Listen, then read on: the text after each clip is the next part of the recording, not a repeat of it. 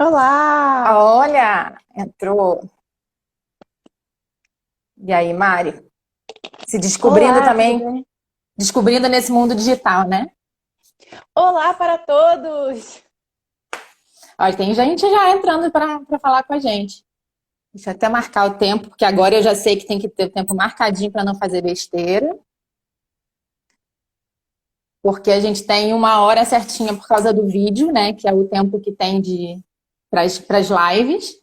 Então, eu já botei aqui para marcar para a gente ter uma noção para a conversa não cair no meio do caminho, porque semana passada eu estava conversando com a Gabi e aí o papo foi indo, foi indo, foi indo. Quando a gente viu, já tinha uma hora e a gravação caiu. Depois a gente entrou para continuar, mas agora não, agora eu já estou conectada, já sei que tem que ter o tempo marcadinho. Estou melhorando Beleza. nessa vida online já. Aos É só pouquinhos a esperar. gente vai. É todo um mundo novo aqui, é todo um mundo de descobertas. Olha, a Fê, oi Fê, Fê tá vendo a gente, já tem pessoal entrando. Para quem não viu semana passada, ou para quem está entrando hoje pela primeira vez, aqui é o Oceano Q, é um cantinho que a gente tem para conversar ao vivo, para falar sobre curiosidades do oceano, para falar sobre a carreira de oceanografia, né, que é a carreira das pessoas que trabalham diretamente com os oceanos, mas tem várias outras carreiras que também estão associadas com os oceanos, que a gente vai ao longo do tempo conversando e abrindo um pouco mais esse mundo, né, de pesquisa e de ensino com os oceanos. Para quem não viu semana passada, a conversa de semana passada foi com a Gabi Brandão, do falando sobre ensino, né? Então, quem não viu, tá gravado no IGTV, pode ir na nossa página para poder assistir a conversa de semana passada, que foi bem para explicar o que é a oceanografia, como ela é subdividida, quais são as áreas que se trabalham na oceanografia. Estava bem explicadinha essa parte inicial. E aí, o papo de hoje é de um outro assunto relacionado com a carreira de oceanografia, né? A gente falou de ensino e hoje a gente vai falar de pesquisa. E aí, a convidada de hoje é a Mari, que também é oceanógrafa e que faz pesquisa na área de oceanografia, né? Então, Mari se apresenta pra gente, fala, né, o que você faz, onde você mora, porque tem gente de vários lugares, não é só daqui do Rio de Janeiro, né? Então tem gente de outros estados também. Se apresenta aí pra gente. Então, meu nome é Mariane, eu sou recém-saída da Oceanografia UERJ, graduando agora. Primeiro, queria agradecer o convite da Luana, foi minha professora nas optativas, né? E escolhi fazer as matérias com ela, acho que nossa linha de pesquisa combina muito, converge, né? E é isso aí, faço parte do Laboratório de Radioecologia e Mudanças Globais, também da UERJ, e participo também de outros projetos, também por intermédio desse laboratório. Meu orientador chama Heitor Evangelista. Não, é engraçado, né, que tipo, quando a gente fala esse nome assim, do laboratório, dá meio radioecologia, o povo às vezes não É, sabe nem o que é oceanografia, falar de radioecologia, mas a gente vai ao longo da conversa explicando todos os assuntos para deixar tudo explicadinho. Lembrando que o papo aqui não é só para quem faz oceanografia, é também para quem faz oceanografia. Talvez uhum, essas primeiras conversas possam ser muito básicas para os alunos que já estão fazendo curso, mas eu acho que é importante para a gente apresentar para um público no geral o que é o assunto. E aí, ao longo do tempo, os outros convidados, a gente vai aprofundando, vai diversificando mais os assuntos. Eu quero até pedir para o pessoal que estiver assistindo, que tiver interesse em outras áreas, depois comenta, diz quais são os assuntos que gostaria de saber um pouco mais, que a gente busca fazer umas entrevistas mais voltadas para os assuntos que as pessoas têm curiosidade de saber um pouco mais, né? Só que aí, antes de falar da pesquisa em si, falar do teu laboratório, eu perguntei para a Gabi semana passada também, e vou perguntar para você um pouco da tua relação com a oceanografia e com os oceanos, até para as pessoas entenderem como faz esse link, né? Como é que a pessoa se descobre oceanógrafa, né? Você acordou e falou, vou ser oceanógrafa. Geralmente não é muito assim que funciona. Então, como é que é a tua relação com os oceanos, assim, né? De uma forma geral, sem ser do curso, mas nos oceanos de uma forma geral. então, quando eu fui escolher a carreira, né, estava fazendo o intensivo para vestibular, e aí eu pesquisando os cursos assim, e estava buscando justamente essa característica da oceanografia, que é a multidisciplinaridade e a transdisciplinaridade, né? São muitas disciplinas, física, química, biologia, geologia, a própria geoquímica, que é uma disciplina mais específica, mas também tem tudo a ver. E aí eu estava buscando isso e achei esse curso super legal, porque justamente ele relaciona todas as matérias do básico que a gente vê no ensino médio de uma forma a colaborar com a pesquisa assim no mundo, né? De um jeito que completamente inovador. Eu acho que essa característica da tecnologia inovadora da oceanografia me atraiu muito também. Interessante. E você é daqui do Rio mesmo, Maris? Eu sou do Rio, nasci no Rio, fui criada na cidade de Miguel Pereira, região serrana, sul fluminense, e bem longe do mar, Isso mas é um passava assunto muito engraçado, muito porque a Gabi recorrente. é de Minas, que Sim, não tem mar. Você é de Miguel exatamente. Pereira, que Também não não tem está mar. direto no mar. Terra, Eu muito queria recorrente. entender esse segredo que todo mundo que mora longe do mar vem fazer oceanografia. Luana, eu acho que é descoberta pelo novo, né? Eu passava férias também de verão em Copacabana, da casa da minha avó linda, maravilhosa, Marta. Beijo pra vovó Marta. E eu passava férias lá, e sempre indo na praia, sempre amei praia, né? E é isso aí, foi a escolha. Mas é bem comum mesmo, né? O pessoal que não mora diretamente perto do mar ter esse interesse. Eu não sei até Sim. se pela distância, às vezes pela dificuldade, como não mora pertinho, traz um certo encanto, né? Tipo, essa coisa de quando vai na Descobri. praia, É, descobrir, conhecer. Eu acho que tem muito disso, porque eu conheço vários oceanógrafos que não moram perto do mar. Assim, para mim é um ponto bem, bem curioso isso, assim, né? interessante. É verdade. Mas aí você falou, tipo, que você sempre teve esse interesse, essa questão do mar. E a primeira vez que você ouviu falar nesse termo, oceanografia, foi quando? Foi no pré-vestibular também? Foi no pré-vestibular, pesquisando as carreiras. Eu cheguei a prestar para geologia também, né? Que tem tudo a ver ali. E eu vi que a oceanografia, ela integralizava melhor, né? Integrava melhor as disciplinas que eu queria, que era física, química e biologia. Aí eu falei, é isso, pronto. Aí fui para oceanografia e deixei a geologia para lá. E no ensino médio, o que você gostava mais? Qual era a matéria que você mais gostava? No ensino médio, eu sempre gostei de português, né? Interpretação de texto. Sempre amei ler, amei escrever. E gostava também de matemática. Não era muito boa. Não era muito boa.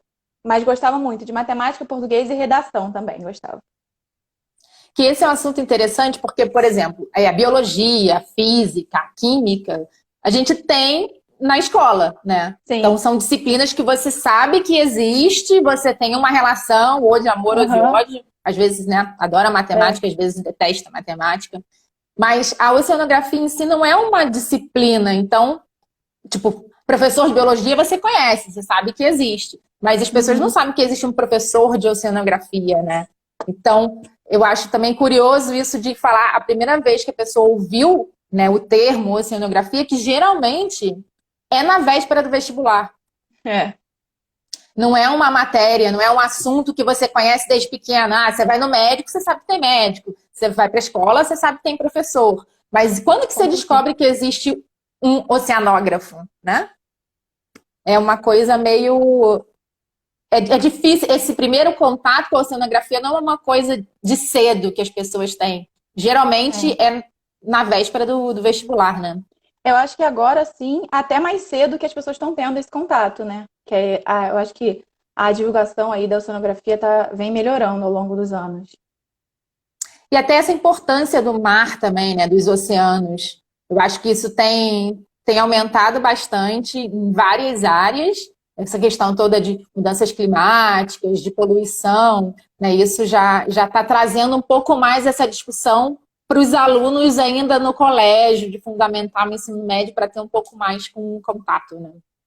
Hoje em dia a gente já tem essa consciência sustentável, né, que a gente chama de não jogar lixo no chão, de que no oceano tem lixo, e várias iniciativas no sentido de acabar com isso, de melhorar, de conscientizar a população desde pequeno, né? Já existe mais esse. Antigamente, há 20 anos atrás, não tinha tanto isso, né? Não, com certeza. E aí, falando então da oceanografia, você ficou sabendo da oceanografia na época de pré-vestibular, geralmente é isso nos Sim. cursinhos, né? Olhando aqueles livretinhos, livretinho não, sou eu que sou velha que tinha livreto. Hoje em dia é tudo nos sites, né? Não tem mais livretinho de carreira. Antigamente tinha os Uhum. livrinhos que a gente pegava e ia consultando o livrinho. Hoje em dia nos sites tem essas informações todas. Então, quem quiser saber mais de informação, quais são as universidades que tem online, já tem tudo isso disponível para todo mundo. Mas aí falando já no curso. Então, você entrou na oceanografia e aí, você queria fazer o quê? Quando você entrou, não agora. Mas assim, no início, você gostava de que área? Então, eu sempre gostei da área da Antártica, da pesquisa na Antártica. Foi uma das coisas que me atraiu também na época. E sempre gostei também dessa parte, que é o que eu trabalho hoje, de paleooceanografia, que é como se fosse uma paleontologia, só que do oceano. Depois a gente fala mais sobre isso. E aí sempre Uhum. gostei dessa parte de climas antigos, como era o universo, como tudo se formou, né? Essas coisas bem, bem assim do início, eu sempre gostei assim. Então, você já entrou pensando mais ou menos na linha que você segue hoje, né? Já entrei pensando em trabalhar com essa parte de pesquisa. Sempre pensando nessa parte da ecologia também, né? Como é tudo tão integrado e esses processos, eles têm tudo a ver um com o outro e com o próprio animal, né, no ambiente. Então, essa parte da ecologia também sempre me atraiu muito. Uhum. E o primeiro, pode falar. Não, não, eu ia perguntar isso, assim, qual foi que a gente, hoje o tema, né, pra gente discutir é falar um pouco da pesquisa na oceanografia. Então a gente fala do ensino, quais são as carreiras que se estudam, mas as pessoas também precisam saber que você não só estuda na faculdade, né? Não, Tem as disciplinas que você vai estudar, mas tem várias outras atividades, e uma das tem, atividades é a pesquisa, né? com Então, certeza. falar um pouquinho da sua experiência, como é que foi a sua experiência com pesquisa na universidade? Quando começou, se foi bem no início da faculdade? Então, eu comecei a pesquisar bem no início mesmo, no segundo período da faculdade, em 2015 mesmo. A gente estava passando por um momento muito complicado, assim, em termos de UERJ e em termos de Brasil também, né? Foi a greve de 2016 e eu aproveitei esse início da greve, que se arrastou mais por um ano praticamente, né, Luana? Para começar a pesquisar e ver o que eu ia fazer no meu futuro, começar a pensar na monografia, né, que é o trabalho de conclusão de curso. E comecei a pesquisar já quais as áreas que tinham nos próprios laboratórios da UERJ, que seria mais fácil, que eu poderia me engajar desde o início e tal. E eu acabei que iniciei no laboratório de taxonomia dos poríferas da UERJ, lá no anexo, né, no Haroldinho, que a gente chama, com o professor Eduardo. E foi, assim, essencial para mim ter começado desde o início. Isso é uma dica que eu dou aí pro pessoal da live que está no ensino médio ou que é calouro e que não sabe por onde começar. Comece se enfiando em algum laboratório e vendo o que que rola, se rola algum projeto para você, se rola campo, tudo que é campo entra, vai, porque o único jeito de aprender é na prática. Então, vai Verdade. entrando no que vocês puderem aí e basicamente eu comecei nesse início. Quando eu entrei, o projeto do Eduardo da Baía de Guanabara já existia. Ele tinha dois projetos, né? Na Baía de Guanabara e na Baía de Ilha Grande, a parte de taxonomia mesmo, né? Que é descobrir quais são os táxons presentes ali. Os táxons das espécies, o nome, né, das espécies. E aí, basicamente, eu entrei lá. E aí, alinhado a isso, eu também fiz uma pesquisa com o Rodolfo Albano, no UP, né? No Hospital Pedro Ernesto, ali pertinho também, na Tijuca, ali, né, Vila Isabel, sobre microbiota residente nas esponjas. Também trabalhei um tempo, né? Ali da Baía de Guanabara, toda a influência do petróleo. Então, essa parte da poluição ali foi um enfoque inicial mesmo. Essa parte É ali da inte- poluição. E é interessante dizer que né, nesses dois estágios que você está falando, que foram os teus primeiros contatos com pesquisa, eles Uhum. foram em prédios separados Sim, e em faculdade não, mas relacionado com cursos diferentes, né? Porque você com falou cursos diferentes. que um era da biologia, Biologia, né? sim.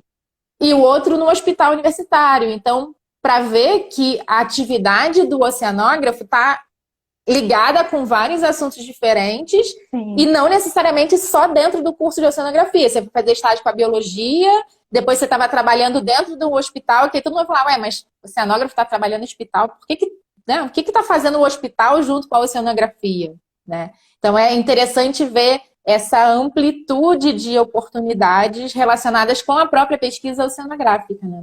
Com certeza, Luan. E dali depois já entrei para o laboratório de radioecologia e mudanças globais na UERJ, né? Esse estágio que eu fazia, ele era mais voltado mesmo para essa parte de porífero, que são as esponjas do mar, e também voltado para essa parte da poluição. Só que ele não integrava tanto assim como eu gostaria, sabe? Porque foi o que você falou, não era a oceanografia propriamente dita. Era a ecologia, era a biologia, a parte ali dos animais, né? E aí, como eu queria uma coisa mais focada em oceanografia mesmo, para estar trabalhando e mais oportunidades de campo também. Campo são as saídas que a gente faz para coletar, para o monitoramento ambiental. E aí, tipo, quando eu entrei no laboratório de radioecologia, me deu um estalo e eu falei, é isso que eu quero. Tô lá até hoje. Isso foi no início de 2016. Tem bastante tempo já, né? Foi assim que eu conheci o meu orientador, né? Que eu tinha falado. E tudo começou a se desenrolar assim. E hoje eu tô nessa área de paleooceanografia. Aí, Então, aproveita e já explica pra gente o que é o paleooceanografia. Que oceanografia sozinha já é difícil de entender já às é vezes. difícil. Então E vamos lá. o que é um laboratório? E como o teu laboratório tem um nome grande, vamos por partes, Por né? Fala o partes. que é Bom, paleoceanografia e o que isso está ligado com as mudanças globais. beleza. Bom, é possível a gente saber quais são as características que um ambiente tinha, um ambiente no mar, pode ser na terra também, no passado. Eram as principais características dele? E para descobrir isso, a gente usa o que a gente chama de matriz, que são as partes duras dos animais, ou as árvores, ou os forâmines, né, que são pequenos animais, assim, que ele tem uma parte dura, assim como os corais, que tem um esqueleto de calcário, né, uma parte dura. Nessa parte ficam registradas as características do ambiente em que ele cresceu, em que os animais cresceram. E é assim que a gente consegue fazer é o que a gente chama uma reconstrução, né, dos parâmetros físicos ou químicos, ou até mesmo biológicos, que esse ambiente guarda, né, que guardava. E, por exemplo, a gente pode descobrir a temperatura, a acidez da água, né, que é o pH, a quantidade de sal na água.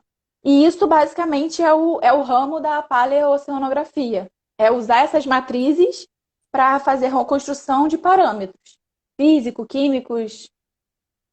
E como é que isso está ligado com as mudanças globais? Então, num ambiente que a gente vive hoje, né, que o CO2 ele aumenta a cada ano, a gente tem as emissões aí. Os oceanos, eles são os principais absorvedores desse CO2 que está no ar. Ele tem essa característica muito importante, né? E a partir disso, ele aumenta a sua temperatura, né? Essas matrizes, elas são úteis para a gente descobrir qual era a temperatura anteriormente e qual é a temperatura agora, e fazer uma comparação, né? Também existem hoje medições por satélite, né, dessa temperatura, por exemplo. Estou dando um exemplo do parâmetro. Uhum. Existem medições por in situ mesmo, que é a medida que você faz na própria água, né? Não são imagens de satélite. E é isso, a gente pode comparar essas medições de agora com medições do passado, que é a matriz, que a gente obteve pela matriz, e dizer, olha, a temperatura está aumentando, ou não está aumentando, ou é uma questão cíclica. Ver essas variabilidades da temperatura, né? É bem possível. Então, com esses dados que vocês pesquisam, vocês conseguem saber como é que estava, né, que a gente fala de mudanças climáticas. Então, de uma Sim. forma assim mais genérica, a gente consegue saber como estava antigamente e comparar com agora para ver o que teve literalmente dessas mudanças no clima passado com o clima atual. Mais ou menos Exatamente. isso, né? E o trabalho que a gente realiza, a gente usa corais. E é focado no Atlântico Sul, porque os corais eles são coletados aqui na costa brasileira ou em regiões oceânicas, mas sempre no Atlântico Sul. E o Atlântico Sul, ele hoje, no contexto atual, ele é um oceano muito importante, porque ele ainda não foi muito estudado pela oceanografia, né? E ele pode aí revelar coisas que a gente não sabe ainda sobre essas variabilidades da temperatura, sobre a própria variabilidade do clima, né? sobre essa questão das mudanças globais. Ele pode trazer muitas surpresas ainda para a gente. Mas então você trabalha, aí no caso, a pesquisa que você está inserida, vocês estão trabalhando com corais ou com testemunhos de uma forma geral? Depois eu vou explicar também o que é testemunho, né? Tudo bem. Testemunho é basicamente qualquer parte dura, né, que possa ser usada para fazer uma reconstrução. É a matriz, né?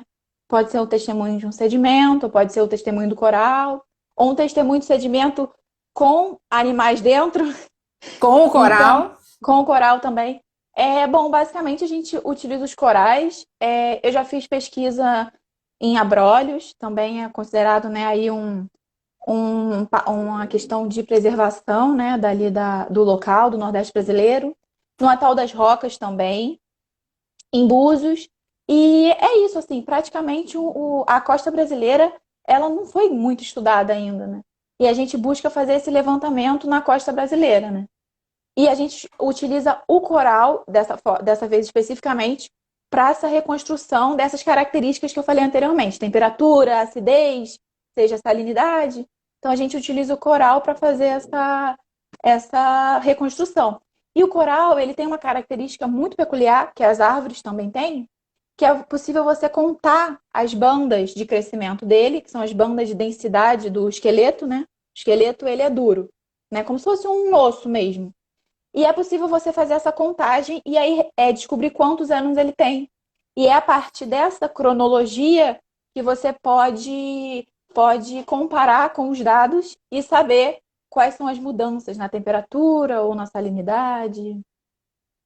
Entendi. Então vocês vão coletando corais, amostras de corais, né, ao longo do Atlântico todo, para poder fazer essa comparação. Sim, É é isso. isso.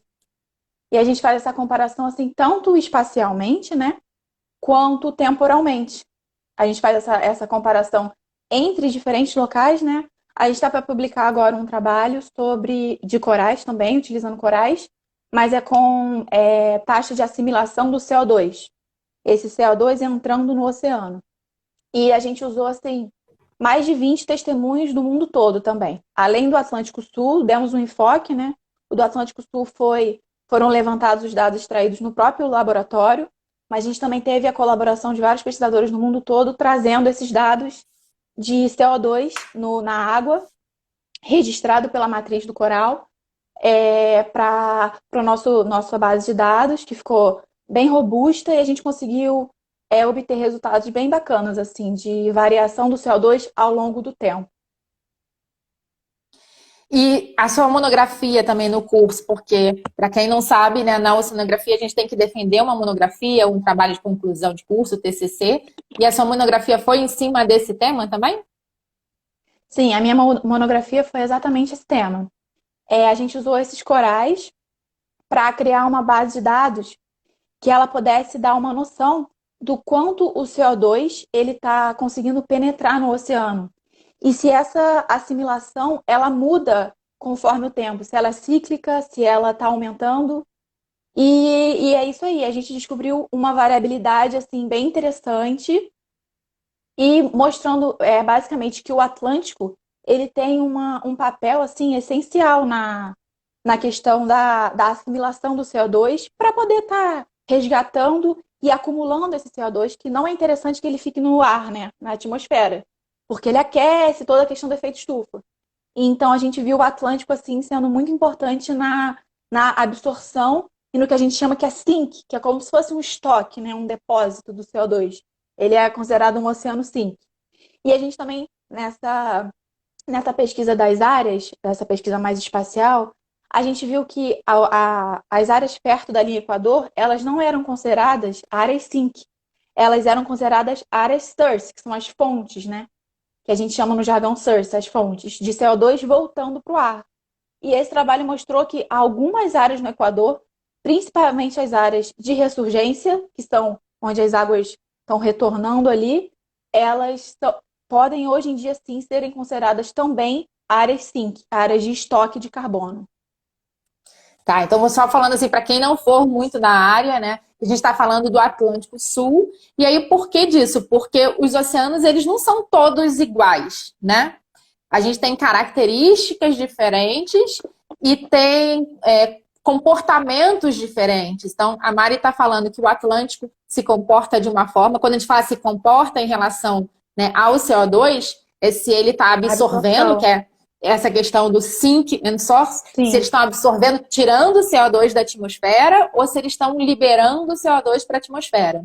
E aí isso está relacionado. Aí, explica só um pouquinho mais para a gente essa questão de como relacionando o coral com o CO2. Qual é esse link, né? Qual é a relação do coral, que é um organismo marinho, com esse CO2 que Sim. está livre na atmosfera? Tá ali na atmosfera. Então, a nossa pesquisa, ela é, em termos verticais da coluna d'água, ela é focada na interação ar-mar, que é a primeira coluna do oceano, ali na superfície, a gente chama do oceano superficial. Esse oceano superficial, ele tem essa característica de estar sempre em interação com a atmosfera. Então, os gases, eles estão ali trocando o tempo todo. Por causa disso, ele é o primeiro lugar que o CO2 vai quando entra em contato com a água do mar.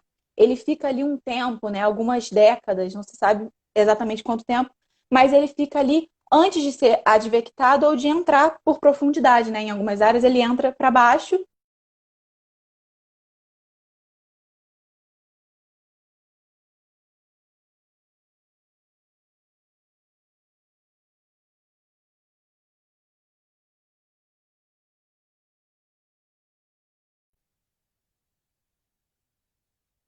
De carbono. Então, eles conseguem mostrar a variação do carbono no esqueleto. Os corais, eles têm essa propriedade, né? Eles mostram essa variação do carbono em forma de CO2 na água pelo seu esqueleto. Que ele faz fotossíntese, o coral é um animal que faz fotossíntese. E ele faz fotossíntese e calcifica. E essa calcificação no esqueleto dele permite a gente estar visualizando ali qual foi a variação do CO2 no ambiente em que ele cresceu. E é interessante falar, você falando isso, né? É um animal.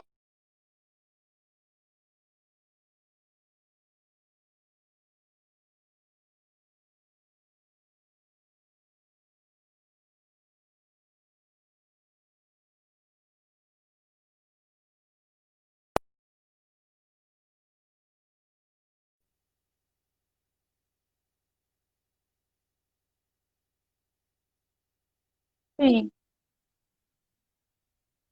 Da contribuição dos oceanos na regulagem desse CO2 atmosférico, né? Sim, E com aí isso está muito certeza. relacionado com a mudança, com as mudanças climáticas, porque tem o CO2 atmosférico das atividades naturais do planeta, mas tem essa entrada de CO2 maior por causa das atividades humanas, né? Sim. A principal forma de retirada desse CO2 na atmosfera é justamente pelas essas algas e microalgas que fazem fotossíntese que estão nessa primeira camada do oceano, né? Ali na superfície. Então, essa importância dessas microalgas, né? E dessa primeira camada também, que ela é cada vez mais estudada também, né? E principalmente em um contexto de mudanças globais, de variação da temperatura, de climas diferentes, né? E fala um pouquinho para a gente essa questão das amostras, né? Como é que são feitas essas amostragens? Porque fazer o trabalho de campo em oceano também não é uma coisa muito simples, né? Uhum. Para coletar a amostra. Geralmente são coletas de águas profundas, não é uma coleta que você faz só ali na praia, mergulha rapidinho e consegue coletar uma amostra. Como é que funciona as coletas, pelo menos essas que foram usadas na tua pesquisa? Então, os corais, eles ficam em profundidade baixa, assim, né, que a gente chama. Então, a gente não precisa fazer um esforço muito grande em termos de infraestrutura para que essa coleta aconteça. A gente usa um perfurador pneumático, que a coleta é feita a partir da pressão, chama driller, esse perfurador. E ele tira um testemunho cilíndrico da estrutura do coral. E esse testemunho ele vai para o laboratório, ele é seccionado, né? Ele é cortado em meia lua e com isso a gente obtém o slab, que é uma amostra fina e em forma de placa, mais ou menos de 1 centímetro ou 2. E é nesse slab que a gente vai começar a extrair os dados, fazendo pequenas perfurações ao longo da linha de crescimento do coral. Essas perfurações, elas dão origem a um pó, que é guardado em tubos, que a gente leva para o laboratório, coloca numa máquina e descobre a razão dos elementos. Nossa, né? Vamos por partes. Então, vocês vão lá, vocês coletam tipo, esse tubo, né? O que a gente chama o de testemunha, esse tubo, corta ele verticalmente, não é isso? Sim. E ali vocês vão cortando pequenas fatias para poder fazer a amostragem. Explica para a gente por que é importante cortar essas pequenas fatias para poder relacionar com o tempo que foi coletado essas amostras, né? Sim, primeiro a gente tira uma radiografia do coral, né? Essa radiografia vai mostrar para a gente qual é a linha mais importante do coral. A linha mais importante do coral é aquela linha maior, em que ele fez um maior crescimento. Ele tem crescimento radial, então na linha do meio. Então é importante que a gente corte essa amostra no meio e pegue essa linha. Também existe a possibilidade de você cortar em outros locais. Só que isso é feito para diminuir o erro, né? E aumentar a resolução dos dados. Então, a gente faz ela no centro e obtém do topo até a base o resultado da amostra, que são qual é os elementos, e a partir disso também, pelo elemento do oxigênio, a gente obtém a cronologia, a datação dele. Quantos anos ele tem, para poder fazer a comparação com os dados de temperatura, salinidade, os dados físicos. E aí, aproveitando essa deixa para você falar da outra parte do nome do seu laboratório, né? O radioisótopos, que a gente falou de como é que faz, falou da coleta dos corais, mas o que é o que é um radioisótopo e como é que ele entra nesse tema da tua pesquisa? Então, os isótopos são os elementos, por exemplo, o carbono. Ele tem um isótopo, ele tem um elemento de mesmo número de próton, mas com um número de massa diferente. E a partir dessa mudança da massa em um elemento, essa mudança da massa, a partir dessa mudança da massa, que é o chamado decaimento isotópico, a gente consegue dizer qual é a idade daquela amostra. Então, vocês conseguem saber de quando foi esse coral, né? Quando foi criado, foi feito, quando ele foi crescendo. E aí, com a idade desses elementos, desse radioisótopo, você consegue dizer quanto tempo tem aquele material. Isso, exatamente. A gente também usa outras razões. O tório, urano, por exemplo, que é uma outra razão que permite a gente dizer qual é a idade, fazer essa datação, né, da amostra. É muito legal, né? E é um assunto bem complicado, não é uma coisa muito facinha, né? É um assunto, assim, um pouco complexo, né? Mas a gente que já estuda há um tempo, a gente acaba pegando.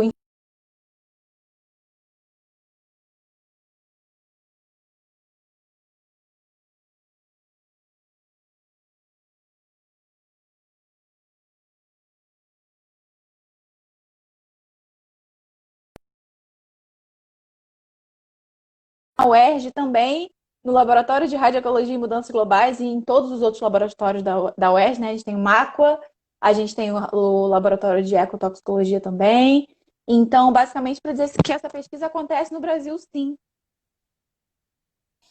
Né, a gente acha que só acontecem, né, pesquisas lá fora, em outras universidades, e tem um monte de pesquisa acontecendo, né, em várias universidades do nosso país inteiro. Tem uma rede de pesquisa bastante forte, né, bastante desenvolvida, e trabalhando com vários assuntos, né?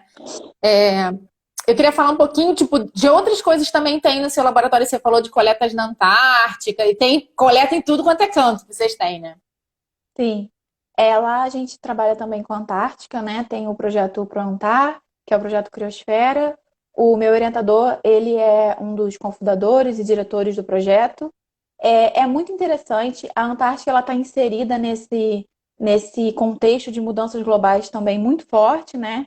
A Antártica ela serve como um ambiente isolado que a gente pode fazer essas análises e saber que a influência antrópica não é muito grande. Abrolhos também é um exemplo, né? Porque ele é afastado da costa, ele não tem muita ação antrópica, ou a própria poluição, ou essa questão costeira também, né? A própria turbulência costeira, ela é afastada. E a Antártica também acontece isso. Então, as pesquisas, elas revelam um ambiente mais limpo, né? E é isso aí. E a gente vê muitas mudanças na Antártica também.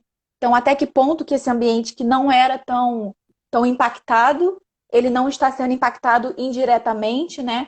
Pelos eventos que acontecem no continente. E é interessante falar um pouco disso também, de como as coisas estão conectadas, né? E da influência das ações antrópicas sobre os sistemas, e principalmente sobre o oceano, que é o nosso, né, nossa área de trabalho, que às vezes lugares que não são de fácil acesso, você citou aí Sim, Abrolhos ou a própria Antártica, que é super distante, você não tem um acesso, né, barcos indo e vindo que nem a barca Rio-Niterói, mas que mesmo assim a gente nota a ação do homem influenciando também nessas regiões tão remotas, né? com certeza. Na oceanografia, na graduação, a gente estuda bastante isso, né? Como que a ação do homem ela influencia e em que medida isso está mudando ali a ecologia e a relação trófica ou a relação da química dos animais com a água ou entre si, né? Então a gente estuda muito isso, essa parte da ecologia, né? Principalmente da importância dos corais também na cadeia trófica e na ecologia do, do Atlântico Sul também. E a gente sempre dá um enfoque nisso, porque eu acho que realmente é o contexto atual, né? De mudanças. Sim, e está muito relacionado com essa área que a gente trabalha, né? E fala Sim. um pouquinho assim da sua relação com a pesquisa, tipo, ao longo da sua graduação, você falou que começou fazendo estágio desde cedo, mas se é uma coisa comum de se acontecer durante a faculdade, né, das pessoas estarem mais envolvidas, ou da importância que isso teve para a tua formação, agora que você já defendeu, né, já está quase colando grau. E como é que é a pesquisa pensando? A gente está falando que você fez graduação na UERJ, que é uma universidade pública. Falar um pouquinho para o pessoal como é que é essa relação de pesquisa dentro de uma universidade pública.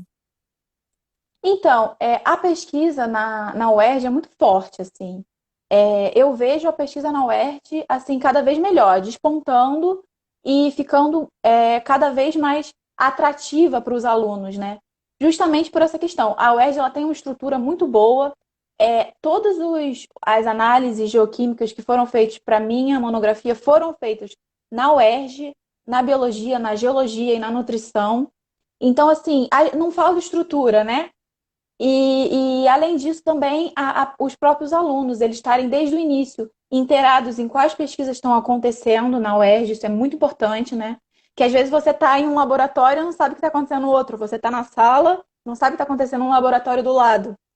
Então, muito importante, assim, essa iniciativa mesmo dos alunos de procurar, bater na porta e ver, olha só, o que está acontecendo aí, qual é o projeto bacana, onde que eu posso entrar, eu gosto de tal linha e tal. Então, assim, para quem está começando, o conselho é esse, né? Sempre estar inteirado, assim, nas pesquisas, e foi assim que eu fiz, essa é a minha relação. Sempre estar antenada com o que está acontecendo, o que mais me agradava, que foi essa área de paleonto e a área de mudanças globais também, eu fui atrás. E é isso aí, tem que estudar muito, sempre estudando muito e estando atualizado assim, lendo artigos que saem, isso é muito importante. Os alunos não têm muito né, não são acostumados a fazer isso. A estar lendo sempre os artigos que saem assim. E é isso aí, para quem é calouro tem que correr atrás das iniciativas que estão rolando na UERJ mesmo. E é interessante falar dessa importância de experimentar os estágios também, né? Porque são 5 anos de faculdade, então você tem 5 anos para você ir procurando o que te atrai mais, o que te interessa mais. Então, você pode entrar num estágio, fica um tempo, fica um semestre para ver qual é aquela área, e se não for a área que você goste, não é só isso que tem, existem N Outras áreas. laboratórios, né? E aí você pode entrar num laboratório de ecologia, você entrar num laboratório de física, não gostou, vai trabalhar com alguma coisa de modelagem. Tem um leque de opções muito grande e a importância das pessoas procurarem, então, dos alunos se interessarem em correr atrás e pedir para participar ou fazer campo, para conhecer um pouco mais essa diversidade de opções que as pessoas, que os alunos têm para participar, né? Sim, essa questão do campo é interessante também, porque a gente tem muitas matérias sobre instrumentos oceanográficos, né? E acaba que falta essa prática, né? Porque a gente só aprende na prática, né? Essa é a grande verdade. Então é isso, tá sempre atrás de campo para fazer, tá sempre querendo se inteirar do que vai acontecer para poder participar desses campos, né? A própria, tipo, mexer nos equipamentos, saber o que que cada equipamento é. Isso é bem interessante, assim, para o calouro tá sempre, nunca ficar atrás, né? Porque quando você for para o mercado de trabalho ou for para a área de pesquisa, você vai precisar mexer em tudo que você vê na faculdade. Então, aproveitar esse momento da graduação mesmo, ou de férias, ou sei lá, de greve, não sei, para estar dentro dos laboratórios, vendo como cada equipamento funciona, quando cada pesquisa pode me ajudar a entender a própria disciplina, né? Sabendo as coletas, quando elas vão acontecer, pedindo para acompanhar. Sempre os professores e os técnicos são muito abertos para ensinar, assim. A UERJ é um ambiente muito bom para isso. Então, acho que tem que aproveitar mesmo, tem que meter as caras nos laboratórios e aproveitar mesmo. Porque o que acontece, se você estiver fazendo faculdade, fazendo graduação de oceanografia e quiser ficar só estudando, é possível, né? Então você vai estar lá, vai fazer as disciplinas, mas você não vai ter essa experiência prática, que é o que a Mari está falando.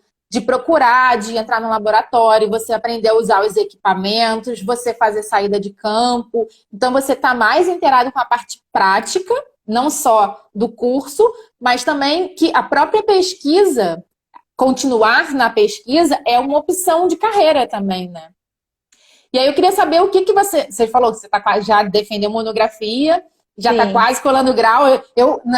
Nos bastidores a gente já está conversando, né? A Mariana já está para colar grau agora também, né? Meio pandemia, tá todo mundo vendo quando cola, quando vai ter colação, quando não vai. Mas o que que você pretende fazer? Então, você, uma oceanógrafa formada, o que que você pretende fazer daqui para frente, depois da colação? Então, eu pretendo continuar no laboratório, né? Laboratório Larangue, lá da UERJ. Pretendo fazer mestrado, já estamos trabalhando na proposta. E essa área, assim, de coral, ela está cada vez melhor aqui no Brasil, no sentido de divulgação mesmo. O nosso laboratório, ele tem uma parceria com o Instituto Coral Vivo, né? Que permite que a gente faça experiências de mesocosmo, seria imitando o ambiente marinho em um ambiente menor, que a gente chama de mesocosmo.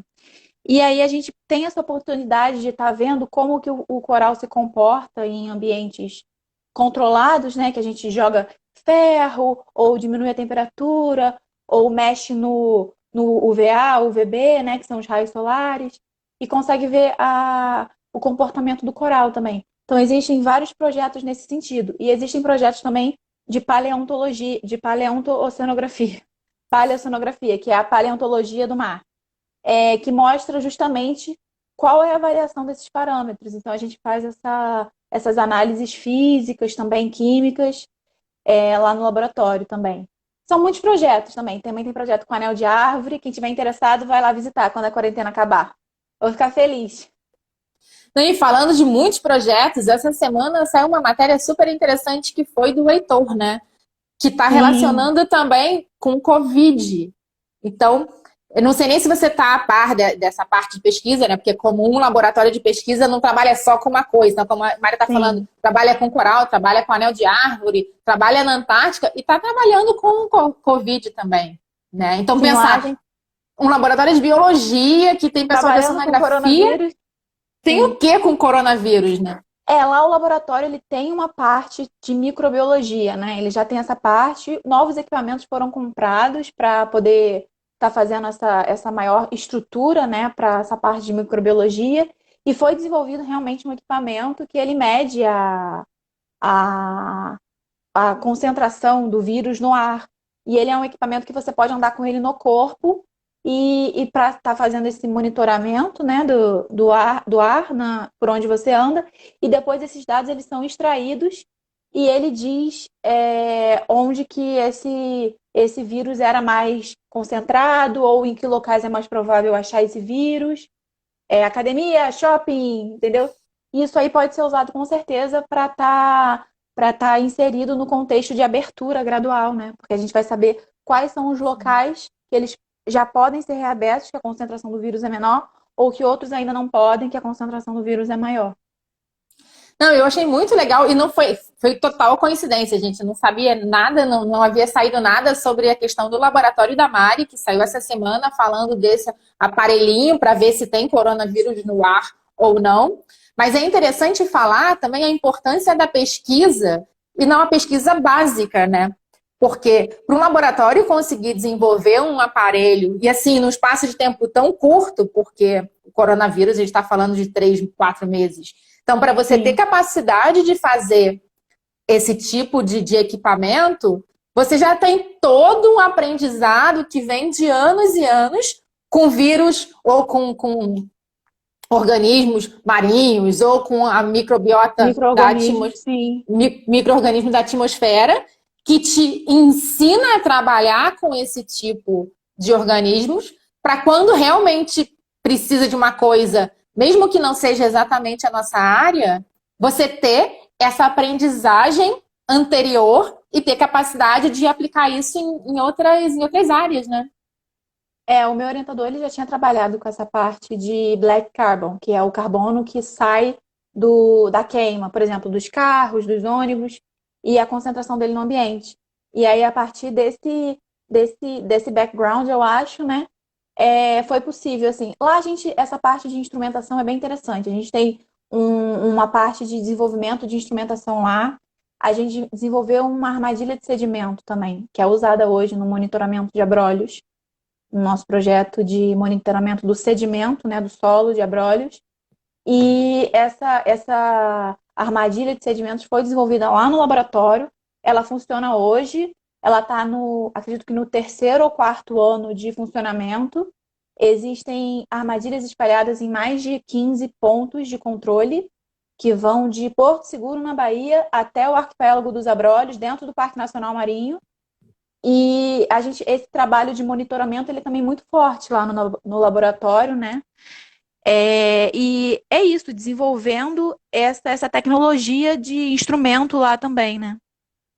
Você falou agora, eu lembrei que realmente tem essa questão de acompanhar a parte de sedimento, porque foi o quê? Foi no desastre foi de Mariana que vocês estavam fazendo monitoramento? Ou Sim, foi, a gente faz um não foi? monitoramento contínuo do desastre de Mariana, que essa lama, né, de sedimento, ela percorreu o Rio Doce e ela desagou no mar, né? Assim como todo rio. E ela formou uma camada de densidade, que a gente chama, né? Que a gente chama de pluma de sedimentos, por cima da água, né? E da água dali do arquipélago. Como a gente comprovou com essas amostras da água e do sedimento também, que a pluma chegou a Abrolhos, chegou dentro do Parque Nacional Marinho, que inclusive é uma área de preservação ambiental, é a preservação do parque. Então, realmente, a gente comprovou essa chegada da pluma lá, bem preocupante, e estão sendo feitos também outros estudos em cima da reação dos organismos a essa pluma, né? Em parceria também com o Coral Vivo. Não, então é interessante que a gente está falando assim, só das atividades de um único laboratório, a variedade de assuntos de pesquisa, né? A gente está Sim. falando de mudanças climáticas com os corais, falando que pode Monitoramento estar ambiental.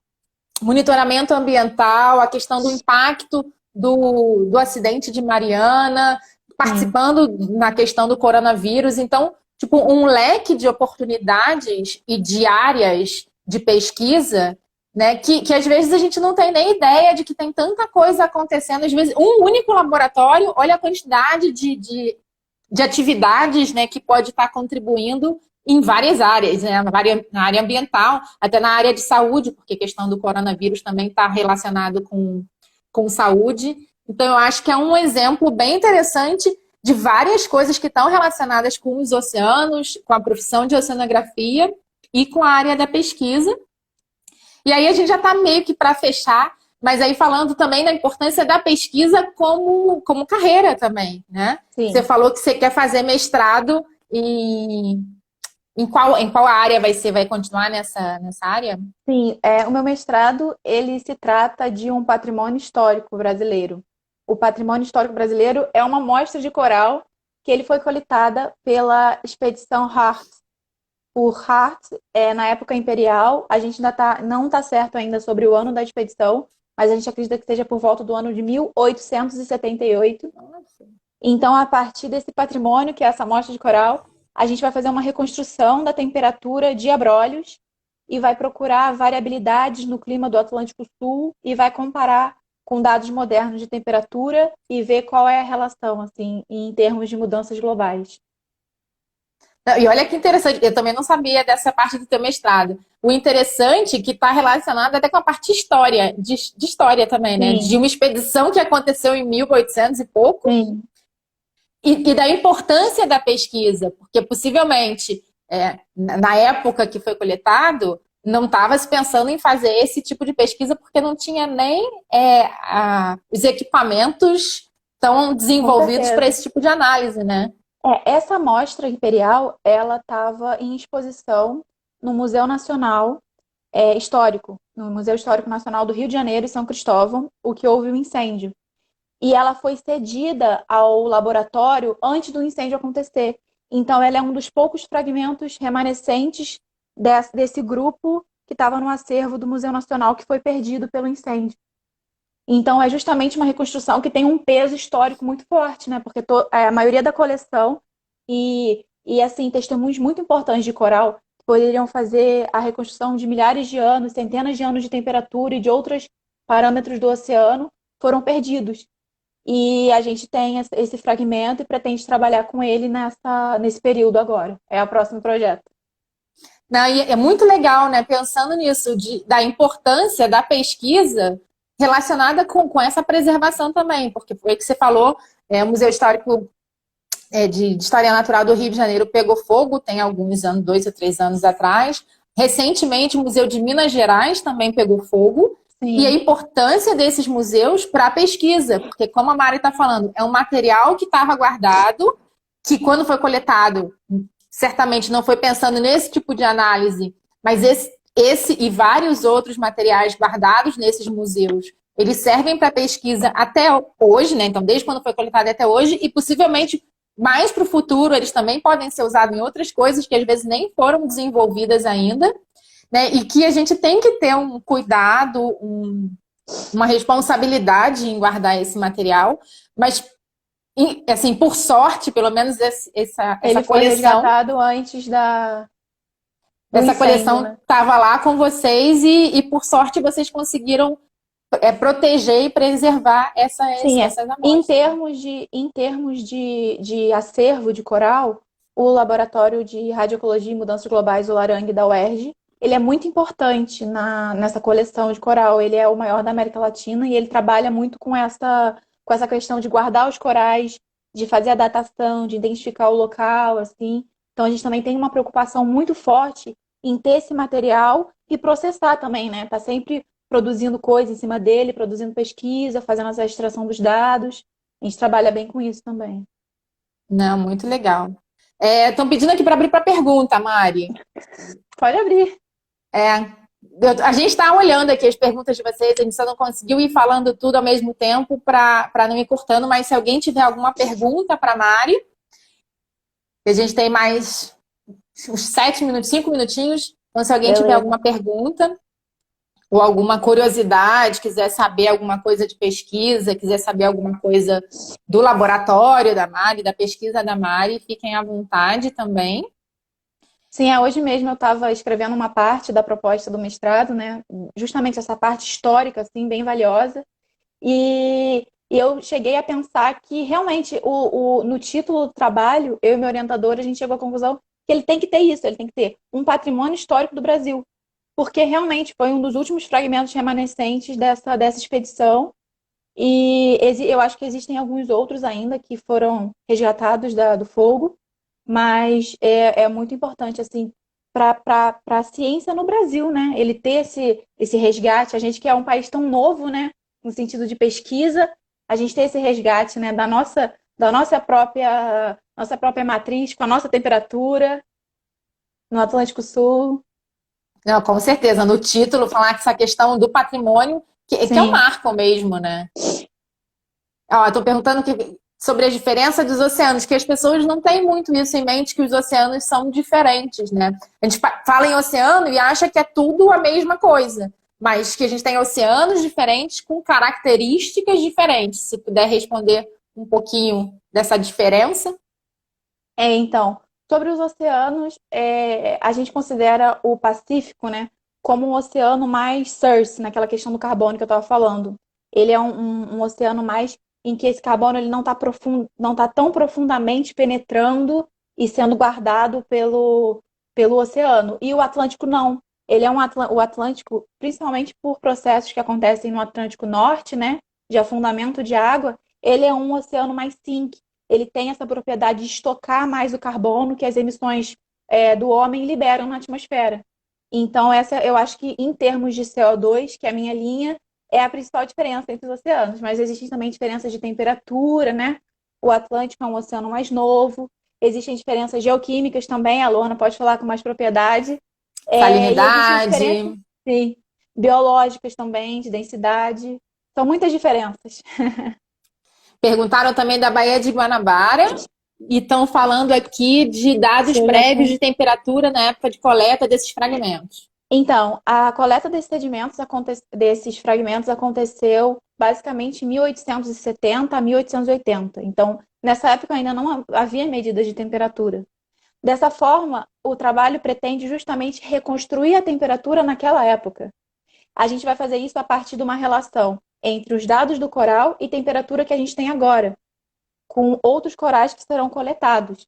Dessa forma, a gente vai conseguir fazer uma linha temporal de uma série de dados temporal única, com um coral antigo e com um coral recente, que será coletado. A partir dessa linha temporal, a gente pode fazer um modelo matemático que vai reconstruir o passado, uma regressão, né? A gente pode fazer um modelo matemático que vai reconstruir a temperatura na época em que o coral foi coletado, 1878. Então, aí, mais ou menos, a gente tem uns 180 anos de temperatura que vai ser levantada. Temperatura É ali de Abrolhos. muito legal. E aí tinha uma pergunta falando de Baía de Guanabara. Vocês estão. E Mário, ó, essa, na verdade tinha mais uma. Quem quiser depois a gente responde, né, no chat. Mário, eu queria te agradecer muito pela Beleza. participação. Muito obrigada pela